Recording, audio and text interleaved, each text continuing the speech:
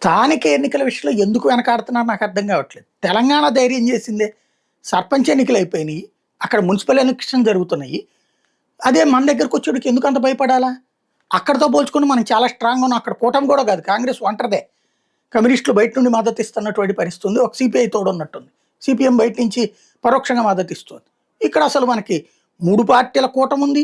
మరో 3 పార్టీలు పరోక్ష మద్దతు ఇస్తున్నాయి. అంటే 6 పార్టీల కూటమి ఉంది. అసలు బాధేంది ఇంకా? ప్లస్సు ప్రభుత్వం అద్భుతంగా పనిచేస్తుంది. ప్రజలందరూ సుఖ సంతోషాలతో ఉన్నారు. సూపర్ 6 సూపర్ హిట్ చేసేసాం. ఇంకా బాధేంటి అసలు? దర్జాగా ఎన్నికలకు వెళ్లి చూపించుకోవాలి కదా! అలాగే ఇంకా దగ్గరకు వచ్చేసింది. ఇంకో 30 రోజులు, 40 రోజులు టైము. మున్సిపాలిటీల పదవైపోతుంది. పంచాయతీల పదవైపోతుంది. మనం ఎన్నికలు జరపకపోతే నిధులు ఆగిపోతాయి. అదెందుకు చెడగొట్టుకోవాలి మనం అనవసరంగా? ఇంకో పాయింటు, ఇవాళ కూటమిలో బోలెడంత మందికి పదవులు కావాలని కోరుకుంటున్నారు. ఎన్నికలు జరిగితే పదవులు వస్తాయి కదా! వైసీపీ ఇంకా పుంజుకోలేదు కదా! ఈవెన్ ఇండియా టుడేకి సంబంధించినటువంటి సర్వేలో 4 సీట్ల నుంచి 1 సీటుకి పడిపోతుంది. ఇప్పటికిప్పుడు పార్లమెంట్ ఎన్నికలు జరిగితేనే ఇచ్చింది కదా! అంటే బలం పెరిగింది కదా!